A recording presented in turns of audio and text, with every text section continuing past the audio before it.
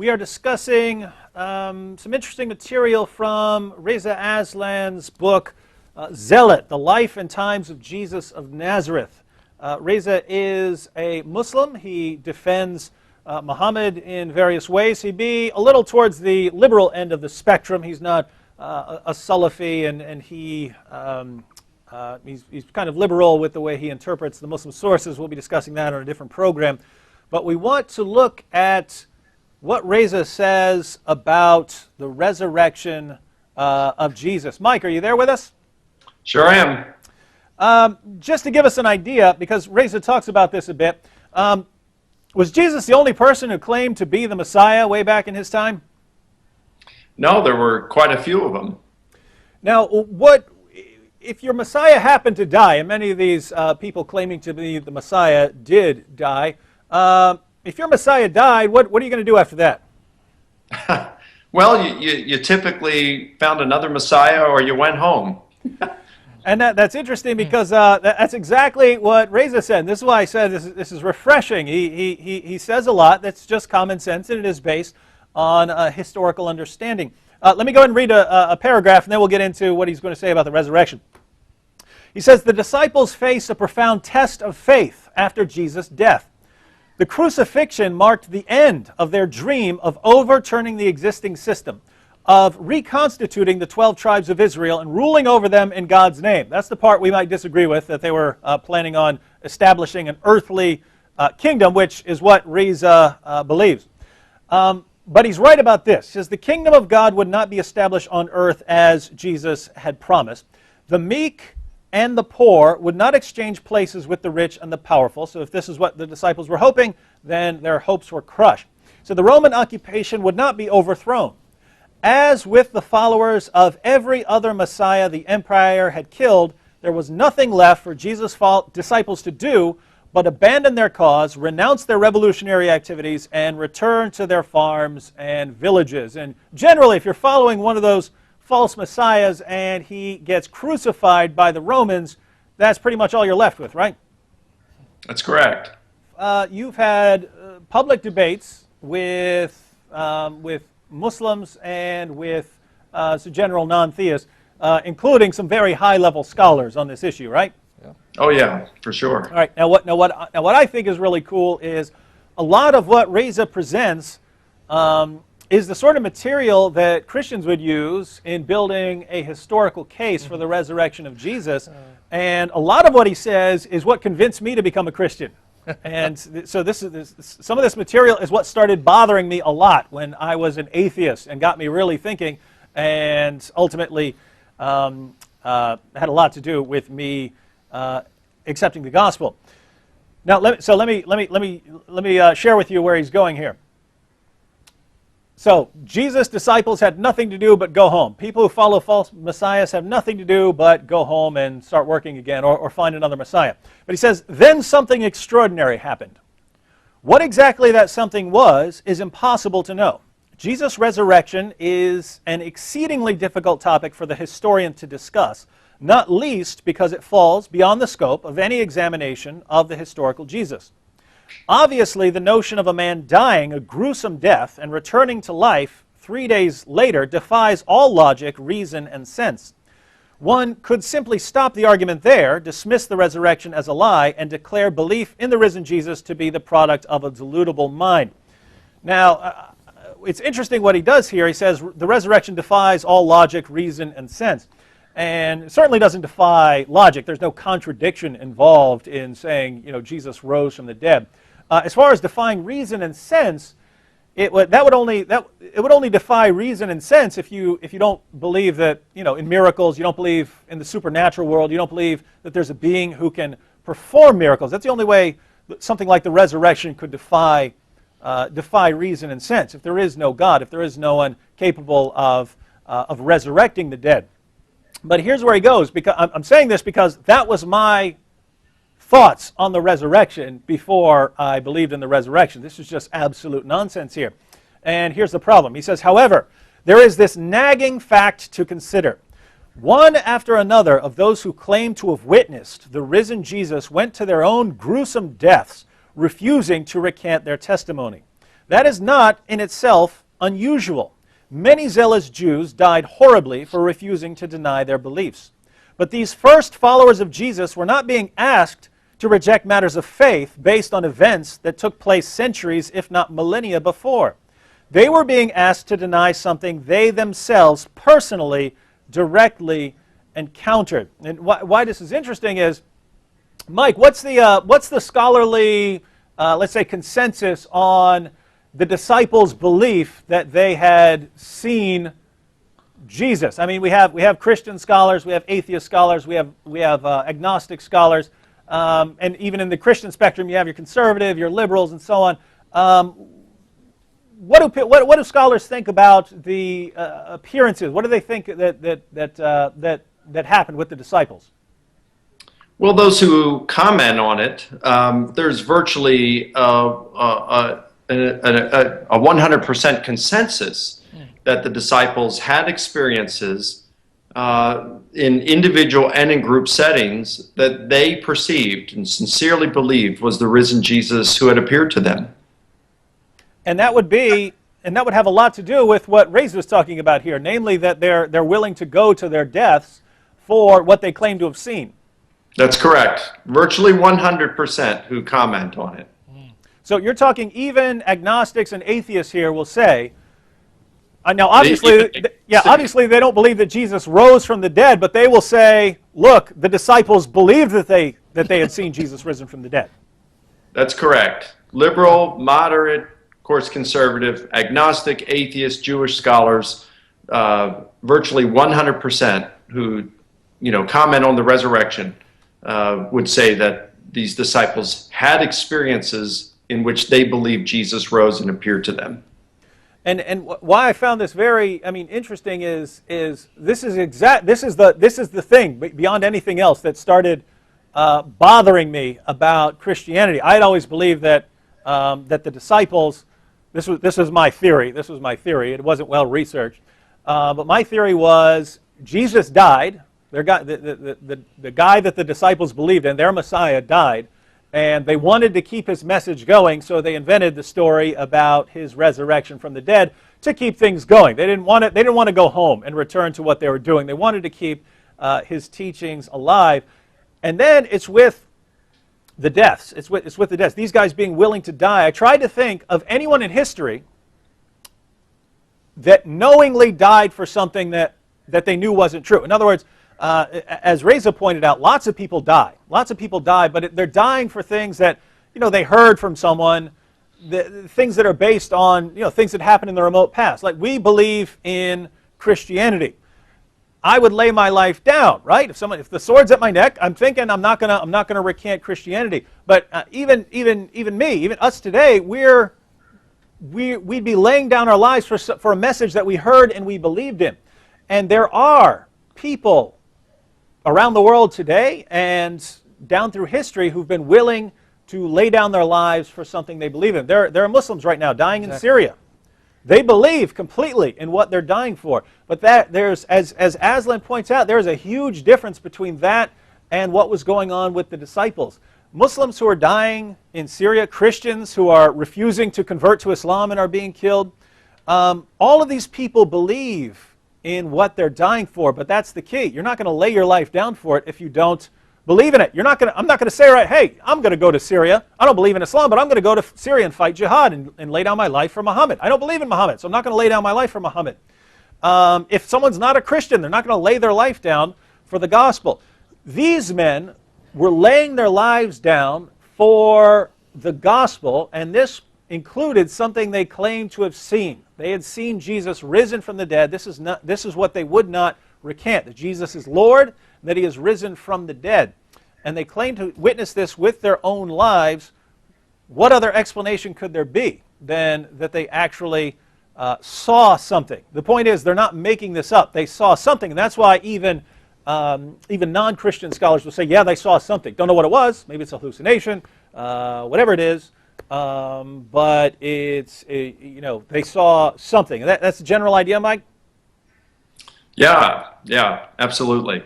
Yeah, they think they're confident. I mean, there's really good reason, because all the accounts we have that that discuss it talk about this. I mean, first you've got Paul. He says he saw the risen Jesus. Paul said that he was preaching the same thing as the Jerusalem apostles were preaching, that he'd gone up to Jerusalem, Galatians 2, and that's one of Paul's undisputed letters. In other words, of the 13 letters attributed to Paul in the New Testament, there are 7 that are undisputedly written by Paul. Scholars then, debate over the other 6, and some are more certain than others. But just from Paul's undisputed letters, we can know that Paul said that he met with the Jerusalem apostles, Peter, James, and John, the leaders of the Jerusalem church, ran the gospel message he'd been preaching past them to make sure he was preaching what they were preaching, that they certified what he was preaching was true. That's Paul's account. And then you've got people like Clement of Rome and Polycarp, who were probably discipled by the apostles Peter and John respectively. And they are writing after the death of Paul, and they mention Paul in very laudatory terms. You have Clement of Rome, who places Paul on par with his mentor Peter. And then you've got Polycarp, who quotes Paul's letters twice and refers to them as part of the sacred scriptures. And he also says that Paul, and I quote, accurately and reliably taught the message of truth. Now, these aren't the kinds of things you say about Paul if he's teaching differently than what your mentors Peter and John were teaching. But they're precisely the kinds of things you say about Paul if he was teaching what the Jerusalem apostles were teaching. When it came at least to the gospel message. And that involved Jesus' death, his atoning death, the belief that he was divine, and his resurrection from the dead. So we can know that when we hear Paul on this gospel message, we are also hearing the voice of the Jerusalem apostles. This is what they were proclaiming. Jesus had been raised bodily from the dead. And I like tying it in with Paul, because a lot of Reza's book is focused on the gospel material. And one of the reasons I really liked what his discussion is that several times in his book, Reza is saying something, and I think of an objection. I think, this guy doesn't know what he's talking about. He doesn't know about such and such. And then in the very next paragraph, he'll start talking about the such and such that I think he doesn't know about. And this passage on the resurrection is one of those passages. Let me start it off, and I'll tell you my thought process as I was going along. He says, although the first resurrection stories were not written until the mid to late 90s, he says there is no resurrection appearance in either the Q source materials compiled in 50 CE or in the Gospel of Mark written after 70 CE. Hang on a second. Yeah, there's no resurrection narrative in the hypothetical Q source, but there's no mention of Jesus' death in it either. Yeah, that's considered a sayings document, right? It was a collection of sayings, right? That's correct, and we have no idea what it was. It could have been some notes that the disciples carried around with them, teachings of Jesus, so that when they were going around, these were the notes they referred to. We just don't know what Q was. It's an entirely hypothetical source, and to go beyond that and trying to say, well, this is definitely, there was this Q community and redacted levels of Q. I mean, that is just positing castles in the air. There's just, that's just pure speculation. We don't know anything other than there appears to have been a source that Matthew and Luke used on occasion.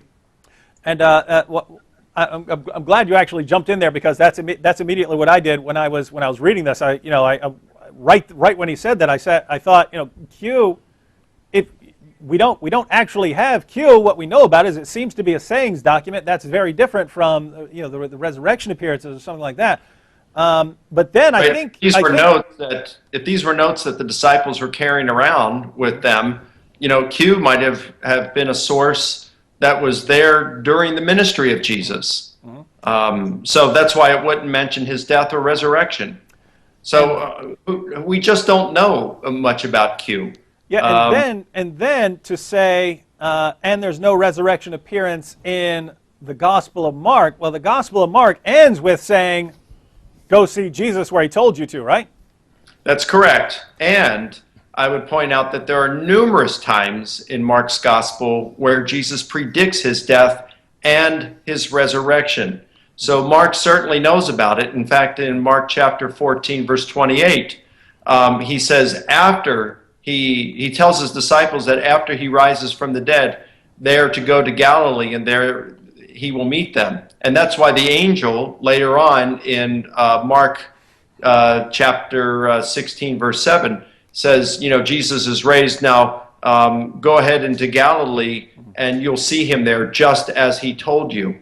So, but his death and resurrection are mentioned in Mark chapter 8, verse 33, Mark 9, 31 through 33. I mean, it's all throughout Mark's gospel. So Jesus is predicting his death and resurrection throughout Mark's gospel. The angel says he's raised from the dead for them to go to Galilee where they will see him. I personally think that the ending of Mark was lost. That may not be the case, but we don't know for sure. But even if it were meant to end at chapter 16, verse 8, surely Mark is familiar with the resurrection because, again, Jesus predicts it and the angel announces it. Yeah. So Mark doesn't include examples of the appearances to the other apostles and so on. That doesn't mean there's no resurrection there in the Gospel of Mark. So as I'm reading this, I read although the first resurrection stories were not written until the mid to late 90s, I'm thinking, okay, putting Matthew and Luke in the mid to late 90s. So he's not just saying 90 anymore, he's saying between 95 and 100. That's much later than I would put them. He says, so Matthew and Luke, he's putting at the end of the first century. Then he says, it's not in the Q material, which is a sayings document. It's not talking about the resurrection, and it's not in the Gospel of Mark. It looks like he's deliberately trying to misrepresent the facts and try to make it look like that the resurrection story came much later. It wasn't in the early material. It only comes along later, and therefore someone invented it. That's what I'm thinking as I'm reading it. But then I keep reading. And he says, belief in the resurrection seems to have been part of the earliest liturgical formula of the nascent Christian community. Paul, the former Pharisee who had become the most influential interpreter of Jesus' message, writes about the resurrection in a letter addressed to the Christian community in the Greek city of Corinth sometime around 50 CE. For I give over to you, this is a quotation from Paul, I'll tell you when I'm done, everyone. For I give over to you the first things which I myself accepted, that Christ died for the sake of our sins according to the Scriptures, that he was buried, and that he rose again on the third day according to the Scriptures, that he was seen by Cephas, Simon Peter, then by the 12. After that he was seen by over 500 brothers at once, many of whom are still alive, though some have died. After that he was seen by his brother James, then by all the apostles, and last of all he was seen by me as well. So so I'm reading that, and if Reza's talking about the Q source, which he puts around 50, or Mark, which he puts after 70, here you're talking Paul writing in Corinthians around 50, but there's something much more interesting about this passage. Now this was written around 50, according to Reza. But then he says this, Paul may have written those words in 50 CE, but he is repeating what is likely a much older formula, one that may be traced to the early 40s. That means belief in the resurrection of Jesus was among the community's first attestations of faith, earlier than the Passion narratives, earlier even than the story of the virgin birth. So Reza here is saying we have some very early material. Mike, you there? Can you hear me? Yeah, we can hear you. There we go. Yeah, I'm here. So what do you think about this creed in 1 Corinthians 15? Well, it's, Reza is correct that this is very early tradition here. In fact, this is something that is accepted by a consensus of historical Jesus scholars or New Testament scholars. You've got 1 Corinthians, I'd say, was written probably around the year 55, probably closer to the middle of that decade than the earlier part. But Paul has established a church in Corinth there around the year 50, 51. And when he's saying he wants to remind them of the gospel he had preached to them, this is chapter 15, verse 1. He's talking about the gospel he preached to them when he established the church there in 50 or 51. And then he says, hey, I delivered to you then, back in 50-51, what I had also received. So he's, this is oral tradition that he's passing along to them. And there are a number of things in this creed that suggest it's oral tradition. The delivered and received are two technical terms for the imparting of oral tradition. You've got the fact that there's parallelism here. That's long, short, long, short. Christ died for our sins according to the Scriptures, and that he was buried, and that he was raised on the third day according to the Scriptures, and that he appeared. So you got long, short, long, short. You've got the fact that Paul introduces this in verse 1 by saying he wants to remind them of the gospel he had preached to them and in which they'd become Christians. Well, remember, according to Galatians 2, just a few years before that, it could have been as little as 1 year before he established the church in Corinth, that he got the gospel certified that he had been preaching. He got it certified by the Jerusalem apostles, Peter, James, and John. So, you'd look and you say, wow, well, this message that he passed by them and he got certified to be accurate to what they were preaching, wow, if we only had this written down somewhere, that'd be great. Well, we do right here. Paul says, I want to remind you of the gospel message I preached to you. And then he gives a summary of that in verses 3 through 7. That talks about the death, the resurrection, and appearances of Jesus, post-resurrection appearances of Jesus to them, to individuals and to groups, and even to Paul, an enemy of the church. Right after that, in verse 11, he refers to it. He says, hey, whether I am doing it or the apostles are doing it, this is what we preach and what you believed. And when he uses the term preach, it's a different one than he uses in verse 1. The one he uses in verse 1 is euangelizomai, which means to bring them good news. But in verse 11, verse 12, and verse 14, he uses the term keruso, or kerygma. So this is the official and formal proclamation of the disciples. So this thing has every mark of being oral tradition.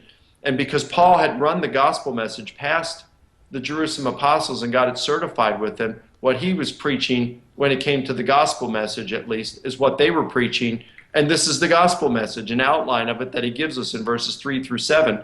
So not only does this go back to the 40s, David and Sam, this goes back to the Jerusalem apostles themselves. When we are reading verses 3 through 7, we are actually hearing the voice of the Jerusalem apostles. This is just amazing, because despite the fact that, there is some question concerning the authorship of some of the Gospels, this, of what we are reading in chapter 15 of 1 Corinthians, can go back to the Jerusalem apostles. We can establish this with historical certainty. This is just the kind of stuff historians drool over. I like to look at it like of a deck of cards. If the Gospels, we have some cards that they have greater value than others. So if we look at the Gospels, I mean no disrespect to them.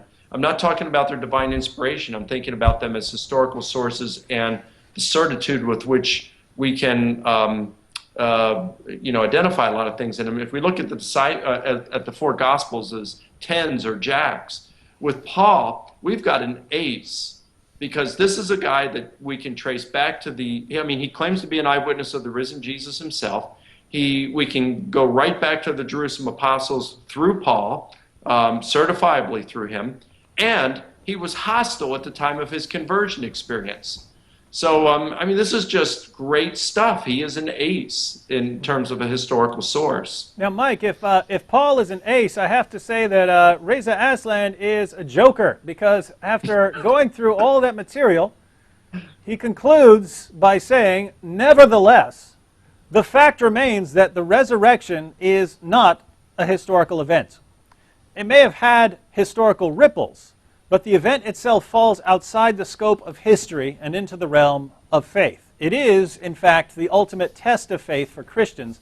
As Paul wrote in that same letter to the Corinthians, if Christ has not been risen, then our preaching is empty and your faith is in vain. 1 Corinthians 15:17. So what we have, and this is from Reza himself, we have very early material. In fact, we hear on, from internet atheists and so on that the resurrection story came very late. No, we know that it was there from the very beginning, and Reza admits that this is very early.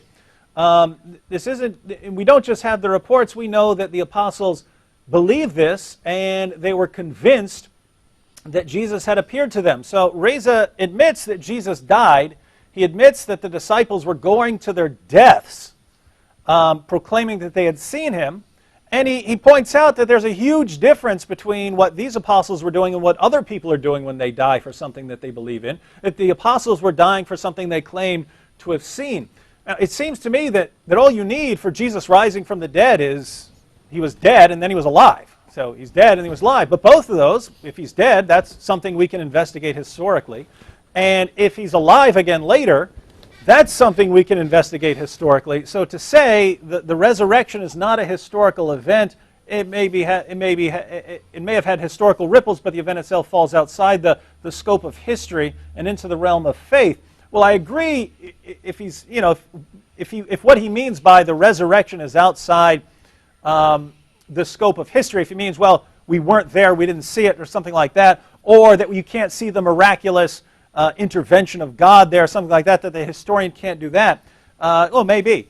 But when he says, therefore, it's just in the realm of faith, I think he's dismissing too good a case, one that he admits all the elements for. In other words, a lot of the information he's presented here is the information I would present to someone and say, therefore, believe the resurrection. Reza presents all the information and then says, but it's just a matter of faith. But we'd have to say that this is a faith that is grounded in a lot of good evidence. The evidence that we have, even the information that Reza has presented, just doesn't make sense in light of something other than the resurrection. In other words, if Jesus didn't rise or if anything else happened, the evidence we have wouldn't make sense.